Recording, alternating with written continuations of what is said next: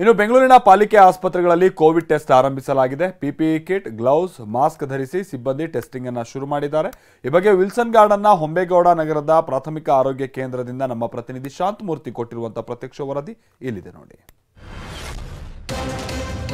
ರಾಜ್ಯದಲ್ಲಿ ಕೋವಿಡ್ ಆತಂಕ ಹೆಚ್ಚಾಗ್ತಿರೋ ಬೆನ್ನಲ್ಲೇ ಸಿಲಿಕಾನ್ ಸಿಟಿ ಕೂಡ ಅಲರ್ಟ್ ಆಗಿರುವಂಥದ್ದು. ಅದರಲ್ಲೂ ಪಾಲಿಕೆಗೆ ನಿನ್ನೆಯಷ್ಟೇ ಆರೋಗ್ಯ ಇಲಾಖೆ ಒಂದು ಸೂಚನೆಯನ್ನು ಕೊಟ್ಟಿತ್ತು.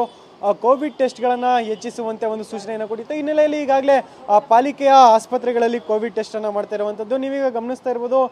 ನಾನೀಗ ವಿಲ್ಸನ್ ಗಾರ್ಡನ್ನ ಹೊಂಬೇಗೌಡ ನಗರದಲ್ಲಿರ್ತಕ್ಕಂಥ BBMP ಪ್ರಾಥಮಿಕ ಆರೋಗ್ಯ ಕೇಂದ್ರದಲ್ಲಿದ್ದೀನಿ. ಈಗಾಗಲೇ ಕೋವಿಡ್ ಟೆಸ್ಟಿಂಗನ್ನು ಕೂಡ ಇಲ್ಲಿ ಸಿಬ್ಬಂದಿಗಳು ಶುರು ಮಾಡಿರುವಂಥದ್ದು. ಇನ್ನು ಪ್ರಮುಖವಾಗಿ ಈ ಹಿಂದೆ ಕೋವಿಡನ್ನು ಯಾವ ರೀತಿ ಟೆಸ್ಟಿಂಗ್ ಮಾಡ್ತಿರೋ ಅದೇ ರೀತಿಯಲ್ಲಿ ಆ ಒಂದು ಟೆಸ್ಟಿಂಗ್ಗೆ ಬರ್ತಕ್ಕಂಥ ವ್ಯಕ್ತಿಗಳ ಮಾಹಿತಿಯನ್ನು ಅಪ್ಲೋಡ್ ಮಾಡಿಕೊಂಡು ಅವರ ಒಂದು ಇನ್ಫಾರ್ಮೇಷನ್ಗಳನ್ನು ಕ್ರೋಢೀಕರಣ ಮಾಡಿಕೊಂಡು ಅದಾದ ಬಳಿಕ ಕೋವಿಡ್ ಟೆಸ್ಟಿಂಗನ್ನು ಮಾಡ್ತಾ ಇರ್ತಕ್ಕಂಥದ್ದು. ಇನ್ನು ಪ್ರಮುಖವಾಗಿ BBMPಗೆ ಆರೋಗ್ಯ ಇಲಾಖೆ ಪ್ರತಿದಿನ 1500ಕ್ಕೂ ಹೆಚ್ಚು ಟೆಸ್ಟಿಂಗ್ಗಳನ್ನು ಮಾಡೋ ರೀತಿಯಲ್ಲಿ ಒಂದು ಸೂಚನೆಯನ್ನು ಕೂಡ ನಿನ್ನೆ ಕೊಟ್ಟಿತ್ತು. ಸದ್ಯ ಕೋವಿಡನ್ನು ಕಂಟ್ರೋಲ್ ಮಾಡೋದಕ್ಕೆ ಮುಂದಾಗಿರ್ತಕ್ಕಂಥ ಪಾಲಿಕೆ ನಡೆಗೆ ಜನರು ಯಾವ ರೀತಿ ಸ್ಪಂದಿಸ್ತಾರೆ ಅನ್ನೋದನ್ನ ಇನ್ನಷ್ಟೇ ಕಾದು ನೋಡಬೇಕಿದೆ. ಕ್ಯಾಮ್ರಾ ಪರ್ಸನ್ ಯಶವಂತ್ ಜೊತೆ ಶಾಂತಮೂರ್ತಿ, TV9 ಬೆಂಗಳೂರು. ಇನ್ನು ಮೈಸೂರಿನಲ್ಲೂ ಕೂಡ ಕೊರೋನಾ ಎದುರಿಸೋದಕ್ಕೆ ಮೈಸೂರು ಜಿಲ್ಲಾಡಳಿತ ಸಿದ್ಧತೆಯನ್ನು ಮಾಡಿಕೊಂಡಿದೆ. ಜಿಲ್ಲಾಸ್ಪತ್ರೆಯಲ್ಲಿ ಐಸೋಲೇಷನ್ ಬೆಡ್ಗಳು ರೆಡಿಯಾಗಿದೆ. 73 ICU ಬೆಡ್ಗಳು, 40 ವೆಂಟಿಲೇಟರ್ ಬೆಡ್ಗಳು, ಜೊತೆಗೆ 180 ಆಕ್ಸಿಜನ್ ಬೆಡ್ಗಳನ್ನು ಈಗ ಆಲ್ರೆಡಿ ಮೀಸಲಿಡಲಾಗಿದೆ. ಈ ಬಗ್ಗೆ ನಮ್ಮ ಪ್ರತಿನಿಧಿ ದಿಲೀಪ್ ಆಸ್ಪತ್ರೆಯಿಂದ ಕೊಟ್ಟಿರುವಂತಹ ವರದಿ ಇಲ್ಲಿದೆ ನೋಡಿ. ಮೈಸೂರಿನ ಜಿಲ್ಲಾಸ್ಪತ್ರೆಯಲ್ಲಿ ಕೋವಿಡ್ ವಾರ್ಡ್ಗಳು ಕೂಡ ಸಿದ್ಧವಾಗಿರುವಂಥದ್ದು, ಐಸೋಲೇಷನ್ ವಾರ್ಡ್ಗಳು ಸಿದ್ಧ ಆಗಿದೆ. ಈಗ ಮೈಸೂರಿನ ಜಿಲ್ಲಾಸ್ಪತ್ರೆ ಏನಿದೆ, ಜಿಲ್ಲಾಸ್ಪತ್ರೆಯ ದೃಶ್ಯವನ್ನು ತೋರಿಸ್ತೇನೆ. ಈಗಾಗಲೇ ಕೋವಿಡ್ಗೆ ಸಂಬಂಧಪಟ್ಟಂತೆ ಈಗಾಗಲೇ ಐಸೋಲೇಷನ್ ವಾರ್ಡನ್ನು ಸಿದ್ಧತೆಯನ್ನು ಮಾಡ್ಕೊಂಡಿರುವಂಥದ್ದು. ಯಾಕಂದರೆ ಕಳೆದ ಬಾರಿ ಕೊರೋನಾ ಬಂದಂಥ ಸಂದರ್ಭದಲ್ಲಿ ಸಾಕಷ್ಟು ಅವಾಂತರ ಸೃಷ್ಟಿಯಾಗಿತ್ತು. ಯಾಕಂದರೆ ಆಕ್ಸಿಜನ್ ಇರಲಿಲ್ಲ. ಈ ಕಾರಣದಿಂದಾಗಿ ಸಾವು ನೋವುಗಳು ಕೂಡ ಹೆಚ್ಚಾಗಿ ಸಂಭವಿಸಿದ್ವು. ಆ ಕಾರಣದಿಂದಾಗಿ ಈ ಬಾರಿ ಕೊರೋನಾ ಬಂದಂಥ ಸಂದರ್ಭದಲ್ಲಿ ಇದೇನಾದರೂ ಉಲ್ಬಣ ಹೆಚ್ಚಾದರೆ ಈ ಕೊರೋನಾ ಪ್ರಕರಣಗಳು, ಈ ಪ್ರಕರಣ ಎದುರಿಸಲಿಕ್ಕೆ ಈಗ ಎಲ್ಲ ಸಿದ್ಧತೆಯನ್ನು ಮಾಡ್ಕೊಂಡಿರುವಂಥದ್ದು. ಪ್ರತಿಯೊಂದು ಬೆಡ್ಗಳಿಗೂ ಕೂಡ ಆಕ್ಸಿಜನ್ ವ್ಯವಸ್ಥೆ ಇರುವಂಥದ್ದು. ಈಗಾಗಲೇ ಎಲ್ಲ ರೀತಿಯಾದಂಥ ಸಿದ್ಧತೆಯನ್ನು ಜಿಲ್ಲಾಸ್ಪತ್ರೆಯಲ್ಲಿ ಮಾಡಿಕೊಳ್ಳಲಾಗಿದೆ. ನಾವು 73 ಐಸೋಲೇಷನ್ ICU ವಾರ್ಡ್ನ 73 ಬೆಡ್ಡಿನ ಐಸೋಲೇಷನ್ ವಾರ್ಡ್ನ ರೆಡಿ ಮಾಡ್ಕೊಂಡಿದ್ದೀವಿ. ಅದರ ಜೊತೆಗೆ ಜನರಲ್ ICU ವಾರ್ಡು 20 ಬೆಡ್ಸ್ ಇದೆ. ಅದರ ಜೊತೆಯಲ್ಲಿ ಒಂದು 180 ಆಕ್ಸಿಜನೇಟೆಡ್ ಬೆಡ್ಸ್ ಇದೆ. ಕ್ಯಾಮರಾ ಪರ್ಸನ್ ರಘು ಜೊತೆ ದಿಲೀಪ್ ಚೌಡಳ್ಳಿ, TV9 ಮೈಸೂರು. ಇನ್ನು ಕೊರೋನಾದ ಆತಂಕ ಇರುವ ಹಿನ್ನೆಲೆಯಲ್ಲಿ ಕೇರಳ ಗಡಿಯ ಮೂಲೆಹೊಳೆ ಚೆಕ್ಪೋಸ್ಟ್ನಲ್ಲೂ ಕೂಡ ಆರೋಗ್ಯ ಇಲಾಖಾ ಸಿಬ್ಬಂದಿ ತಪಾಸಣೆಯನ್ನು ಆರಂಭಿಸಿದ್ದಾರೆ. ಚಾಮರಾಜನಗರ ಜಿಲ್ಲೆ ಗುಂಡ್ಲುಪೇಟೆ ತಾಲೂಕಿನ ಮೂಲೆಹೊಳೆ ಚೆಕ್ಪೋಸ್ಟ್ನಲ್ಲಿ ಕರ್ನಾಟಕ ಪ್ರವೇಶಿಸುವಂತ ವಾಹನ ಚಾಲಕರಿಗೆ ಥರ್ಮಲ್ ಸ್ಕ್ರೀನಿಂಗ್ ಅನ್ನು ನಡೆಸಲಾಗ್ತಾ ಇದೆ. ನಾವು ಪ್ರತಿನಿಧಿ ಸೂರಜ್ ಇದಕ್ಕೆ ಸಂಬಂಧಪಟ್ಟ ಹಾಗೆ ಒಂದು ವರದಿ ಕೊಟ್ಟಿದ್ದಾರೆ, ಬನ್ನಿ ನೋಡ್ಕೊಂಬೋಣ. ಕೇರಳದಲ್ಲಿ ಕೊರೋನಾ ವೈರಸ್ ದಿನ ಕಳೆದಂತೆ ಸಾಕಷ್ಟು ಸಂಖ್ಯೆಯಲ್ಲಿ ಏರಿಕೆ ಆಗ್ತಿದೆ. ನಿರಂತರವಾಗಿ TV9 ಕೂಡ ಏನು ಕೇರಳದ ಗಡಿ ಇರುವಂತಹ ಮೂಲೆಹೊಳೆ ಚೆಕ್ಪೋಸ್ಟಿಂದ ವರದಿ ಮಾಡಿತ್ತು. 3 ದಿನಗಳ ಕಾಲ ನಿರಂತರ ವರದಿ ಬೆನ್ನಲ್ಲೇ ಈಗ ಏನು ಆರೋಗ್ಯ ಇಲಾಖೆ ಫುಲ್ ಆಕ್ಟಿವ್ ಆಗಿರುವಂಥದ್ದು. ಕೇರಳದಿಂದ ಬರುವಂತಹ ಪ್ರತಿಯೊಂದು ವಾಹನದ ಮೇಲೆ ಹದ್ದಿನ ಕಣ್ಣಿಟ್ಟಿರುವಂಥದ್ದು, ಥರ್ಮಲ್ ಸ್ಕ್ಯಾನಿಂಗ್ ಅನ್ನು ಮಾಡ್ತಿರುವಂಥದ್ದು. ಒಮಿಕ್ರಾನ್ ರೂಪಾಂತರ ತಳಿ ಏನಿದೆ JN.1 ಅದು ಗಣನೀಯವಾಗಿ ಏರ್ತಾ ಇದೆ ಮತ್ತು ಅದು ಹರಡುವ ಸಂಖ್ಯೆ ಕೂಡ ಅತಿ ಹೆಚ್ಚಾಗಿರುವಂಥದ್ದು. ಹಾಗಾಗಿ ಮೂಲೆಹೊಳೆ ಚೆಕ್ ಪೋಸ್ಟ್ನಲ್ಲಿ ಕಾಣಸಿಗುವಂತಹ ಒಂದು ಸ್ಥಿತಿ, ಬರುವಂತಹ ಪ್ರತಿಯೊಂದು ಅಂದರೆ ಪರ್ಟಿಕ್ಯುಲರ್ ಕೇರಳದಿಂದ ಬರುವಂತಹ ವಾಹನ ಸವಾರನ್ನೇ ನಿಲ್ಲಿಸ್ತಾ ಇರುವಂಥದ್ದು, ಅವರ ಮಾಹಿತಿಯನ್ನು ಕಲೆ ಹಾಕ್ತಿರುವಂಥದ್ದು, ಥರ್ಮಲ್ ಸ್ಕ್ರೀನಿಂಗ್ ಮಾಡ್ತಾ ಇರುವಂಥದ್ದು. ಒಂದು ವೇಳೆ ಏನಾದರೂ ಕೂಡ ಅಂತ ಥರ್ಮಲ್ ಸ್ಕ್ರೀನಿಂಗ್ ಸಂದರ್ಭದಲ್ಲಿ ಅವರ ಟೆಂಪ್ರೇಚರ್ ಹೆಚ್ಚಾಗಿದ್ದರೆ ಅಂಥವರ ಮಾಹಿತಿಯನ್ನು ಕಲೆ ಹಾಕ್ತಾರೆ. ಜೊತೆಗೆ ಅಂಥವರ ಮಾಹಿತಿಯನ್ನು ಕಲೆ ಹಾಕೋದ್ರ ಜೊತೆಗಾಗಿ ಏನೆಲ್ಲ ಪ್ರೋಟೋಕಾಲ್ಗಳನ್ನು ಫಾಲೋ ಮಾಡಬೇಕು ಅದನ್ನು ಮಾಡಿ ಅಂತ ಹೇಳಿ ತಿಳಿಸ್ತಾ ಇದ್ದಾರೆ. ತಾವು ನೋಡ್ತಾ ಇದ್ದೀರಿ ಈಗ ದೃಶ್ಯಾವಳಿಗಳಲ್ಲಿ ಇವೆಲ್ಲವೂ ಕೂಡ ಕೇರಳದಿಂದ ಬರುವಂತಹ ವಾಹನಗಳು, ವಾಹನ ಸವಾರರು ಗಡಿಯಲ್ಲಿ ಈಗ ಏನು ಥರ್ಮಲ್ ಸ್ಕ್ರೀನಿಂಗನ್ನು ಮಾಡ್ತಾ ಇರುವಂಥದ್ದು. ಕ್ಯಾಮ್ರಾ ಪರ್ಸನ್ ಸಂಜಯ್ ಜೊತೆ ಸೂರಜ್ ಪ್ರಸಾದ್, TV9 ಚಾಮರಾಜನಗರ. ಇನ್ನು ಕೊಡಗು ಹಾಗೆ ಕೇರಳ ಗಡಿ ಅಂತ ಅಂದ್ರೆ ಪೆರುಂಬಾಡಿ, ಕರಿಕೆ ಹಾಗೆ ಕುಟ್ಟ ಈ ಚೆಕ್ ಪೋಸ್ಟ್ಗಳಲ್ಲೂ ಕೂಡ ಸ್ಕ್ರೀನಿಂಗ್ ಅನ್ನ ಮುಂದುವರಿಸಲಾಗ್ತಾ ಇದೆ. ಕೇರಳದಿಂದ ಕರ್ನಾಟಕಕ್ಕೆ ಬರುವವರ ಆರೋಗ್ಯ ತಪಾಸಣೆ ನಡೆಸಲಾಗ್ತಾ ಇದೆ. ನಾವು ಪ್ರತಿನಿಧಿ ಗೋಪಾಲ್ ಕೊಟ್ಟಿರುವಂತಹ ವರದಿ, ಬನ್ನಿ ನೋಡ್ಕೊಂಬೋಣ. ಕೇರಳ ರಾಜ್ಯದಲ್ಲಿ ಕೊರೋನಾದ ರೂಪಾಂತರ ತಳಿ ಪತ್ತೆಯಾಗಿರೋ ಹಿನ್ನೆಲೆಯಲ್ಲಿ ಕೇರಳದ ಜೊತೆ ಗಡಿಯನ್ನು ಹಂಚಿಕೊಂಡಿರುವಂತಹ ಕೊಡಗು ಜಿಲ್ಲೆಯ 4 ಕಡೆಗಳಲ್ಲಿ ಆರೋಗ್ಯ ಇಲಾಖೆ ಚೆಕ್ ಪೋಸ್ಟ್ಗಳನ್ನು ನಿರ್ಮಿಸಿ ಕೇರಳದಿಂದ ಬರುವಂತಹ ವಾಹನಗಳ ಪ್ರಯಾಣಿಕರನ್ನು ತಪಾಸಣೆ ಮಾಡುವಂತಹ ಕೆಲಸವನ್ನು ಕಳೆದ 4 ದಿನಗಳಿಂದ ಮಾಡ್ತಾ ಇದೆ. ಇಲ್ಲಿ ನಾವೀಗ ವಿರಾಜಪೇಟೆ ನಗರದ ಸಮೀಪದಲ್ಲಿರುವಂತಹ ಪೆರಂಬಾಡಿ ಚೆಕ್ ಪೋಸ್ಟ್ನಲ್ಲಿದ್ದೀವಿ.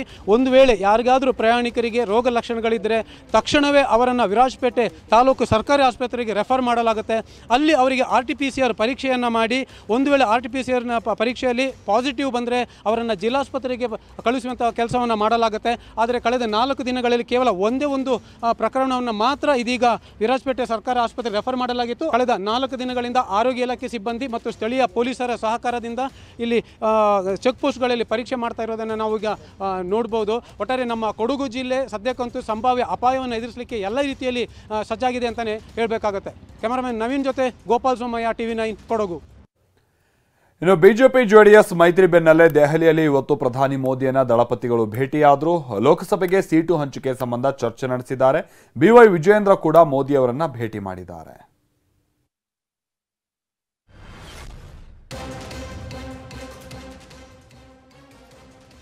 ಲೋಕಸಭೆ ಚುನಾವಣೆ ಹೊಸ್ತಿಲಲ್ಲಿ ಬಿಜೆಪಿ ಜೊತೆ ಮೈತ್ರಿ ಮಾಡಿಕೊಂಡಿರುವ ಜೆಡಿಎಸ್ ನಾಯಕರು ಇಂದು ದೆಹಲಿಯಲ್ಲಿ ಪ್ರಧಾನಿ ಮೋದಿ ಜೊತೆ ಭೇಟಿ ಮಾಡಿದರು.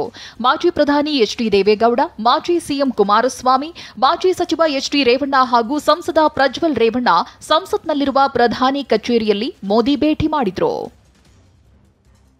ಎಚ್.ಡಿ. ದೇವೇಗೌಡ, ಎಚ್ಡಿಕೆ ಜೊತೆ ಪ್ರಧಾನಿ ಮೋದಿ ಅರ್ಧ ಗಂಟೆ ಕಾಲ ಚರ್ಚೆ ಮಾಡಿದ್ದು ಲೋಕಸಭಾ ಚುನಾವಣೆ ಸೀಟು ಹಂಚಿಕೆ ಬಗ್ಗೆ ಚರ್ಚೆ ನಡೆಸಿದ್ದಾರೆ.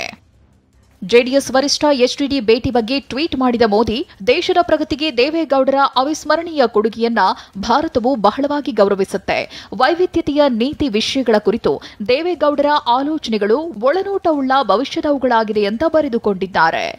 ಜೆಡಿಎಸ್ ನಾಯಕರ ಭೇಟಿ ಬೆನ್ನಲ್ಲೇ ಬಿಜೆಪಿ ರಾಜ್ಯಾಧ್ಯಕ್ಷ BY ವಿಜಯೇಂದ್ರ ಕೂಡ ಪ್ರಧಾನಿ ಮೋದಿ ಭೇಟಿ ಮಾಡಿದ್ರು. ಲೋಕಸಭೆ ಚುನಾವಣೆಗೆ ಸಿದ್ಧತೆ ಬಗ್ಗೆ ಪ್ರಧಾನಿ ಮೋದಿ ಜೊತೆ ಚರ್ಚೆ ಮಾಡಿದ್ರು. ಇನ್ನು ಲೋಕಸಭೆ ಕಲಾಪದ ವೇಳೆ ಭಾರೀ ಭದ್ರತಾ ಲೋಪ ಪ್ರಕರಣದ ಆರೋಪಿ ಮನೋರಂಜನ್ನ ಮತ್ತೋರ್ವ ಸ್ನೇಹಿತನನ್ನ ಇವತ್ತು ವಿಚಾರಣೆಗೆ ಒಳಪಡಿಸಲಾಗಿದೆ. ಮೈಸೂರಿನಲ್ಲಿ ಸಲೂನ್ ಇಟ್ಕೊಂಡಿರುವಂತಹ ವ್ಯಕ್ತಿಯೋರ್ವನನ್ನ ವಿಚಾರಣೆಗೆ ಒಳಪಡಿಸಿರುವ ಅಧಿಕಾರಿಗಳು ಮಾಹಿತಿಯನ್ನ ಸಂಗ್ರಹಿಸಿದ್ದಾರೆ.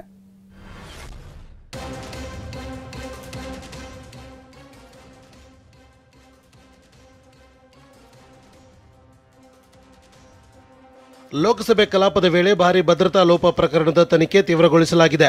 ಮೈಸೂರಿನಲ್ಲಿ ಬೀಡು ಬಿಟ್ಟಿರುವ ದೆಹಲಿ ಪೊಲೀಸರು ಆರೋಪಿ ಮನೋರಂಜನ್ನ ಮತ್ತೊಬ್ಬ ಸ್ನೇಹಿತನನ್ನ ವಿಚಾರಣೆ ನಡೆಸಿದ್ದಾರೆ. ಈಗಾಗಲೇ ಮನೋರಂಜನ್ನ ಬಾಗಲಕೋಟೆಯ ಸ್ನೇಹಿತನನ್ನ ದೆಹಲಿ ಪೊಲೀಸರು ವಿಚಾರಣೆ ನಡೆಸಿದ್ದಾರೆ. ಈಗ ಮೈಸೂರಿನ ಸ್ನೇಹಿತ ಸೂರಪ್ಪನಿಂದ ಮಾಹಿತಿ ಪಡೆದಿದ್ದಾರೆ. ಮೈಸೂರಿನ ವಿಜಯನಗರ ಬಡಾವಣೆಯಲ್ಲಿ ಸಲೂನ್ ಹೊಂದಿರುವ ಸೂರಪ್ಪ ಜೊತೆ ಮನೋರಂಜನ್ ಹಣದ ವ್ಯವಹಾರ ನಡೆಸಿದ ಹಿನ್ನೆಲೆಯಲ್ಲಿ ಅಧಿಕಾರಿಗಳು ವಿಚಾರಣೆ ನಡೆಸಿದ್ದಾರೆ. ಮನೋರಂಜನ್ಗೆ ಯಾವುದೇ ಸ್ನೇಹಿತರು ಇರಲಿಲ್ಲ ಎಂದು ಕುಟುಂಬಸ್ಥರು ಹೇಳಿಕೆ ನೀಡಿದ್ರು. ಆದ್ರೀಗ ಪೊಲೀಸ್ ತನಿಖೆಯಲ್ಲಿ ಮನೋರಂಜನ್ಗೆ ಸ್ನೇಹಿತರು ಇರೋದು ಬಹಿರಂಗವಾಗಿದೆ. ಈಗಾಗಲೇ ಮನೋರಂಜನ್ ಸ್ನೇಹಿತ ಸಾಯಿ ಕೃಷ್ಣನನ್ನ ವಶಕ್ಕೆ ಪಡೆದಿರುವ ತನಿಖಾಧಿಕಾರಿಗಳು ವಿಚಾರಣೆಗೆ ಒಳಪಡಿಸಿದ್ದಾರೆ. ಮನೋರಂಜನ್ ಡೈರಿಯಲ್ಲಿ ಬಾಗಲಕೋಟೆಯ ಸಾಯಿ ಕೃಷ್ಣ ಹೆಸರಿತ್ತು. ಈ ಹಿನ್ನೆಲೆಯಲ್ಲಿ ಬಾಗಲಕೋಟೆಯಲ್ಲಿ ಸಾಯಿ ಕೃಷ್ಣನನ್ನ ವಶಕ್ಕೆ ಪಡೆದು ದೆಹಲಿಗೆ ಕರೆದೊಯ್ದಿದ್ದಾರೆ. ಪಂಚ ಗ್ಯಾರಂಟಿಗಳಲ್ಲಿ ಒಂದಾದಂಥ ಯುವನಿಧಿ ಗ್ಯಾರಂಟಿ ಯೋಜನೆ ಜಾರಿಗೆ ದಿನಗಣನೆ ಶುರುವಾಗಿದೆ. ಸುದ್ದಿಗೋಷ್ಠಿ ನಡೆಸಿದಂತ ಸಚಿವ ಶರಣ್ ಪ್ರಕಾಶ್ ಪಾಟೀಲ್ 5ನೇ ಗ್ಯಾರಂಟಿ ಬಗ್ಗೆ ಮಾಹಿತಿಯನ್ನ ನೀಡಿದ್ದಾರೆ.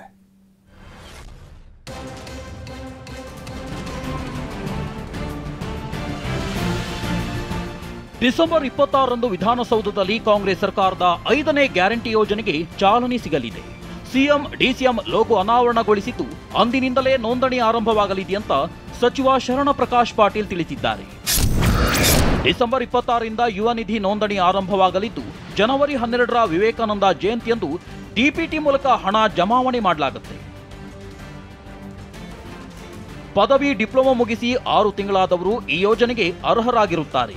ಡಿಗ್ರಿ ಪಾಸ್ ಆದವರಿಗೆ ಪ್ರತಿ ತಿಂಗಳು 3,000, ಡಿಪ್ಲೊಮಾದವರಿಗೆ ತಿಂಗಳಿಗೆ 1,500 ರೂಪಾಯಿಯನ್ನ ನೋಂದಣಿಯಾದ ಮುಂದಿನ 2 ವರ್ಷಗಳವರೆಗೆ ನೀಡಲಾಗುತ್ತೆ. ಯೋಜನೆ ಲಾಭ ಪಡೆಯುತ್ತಿದ್ದಾಗ ಕೆಲಸ ಸಿಕ್ಕರೆ ಅಂಥವರಿಗೆ ಹಣ ಜಮೆ ಸ್ಥಗಿತ ಮಾಡಲಾಗುತ್ತೆ. ಹೀಗಾಗಿ ಪ್ರತಿ ತಿಂಗಳು ಯೋಜನೆಯ ಲಾಭ ಪಡೆಯುವ ವಿದ್ಯಾರ್ಥಿ ಕೆಲಸವಿಲ್ಲವೆಂದು ಸ್ವಯಂ ಘೋಷಣೆ ಮಾಡಬೇಕು.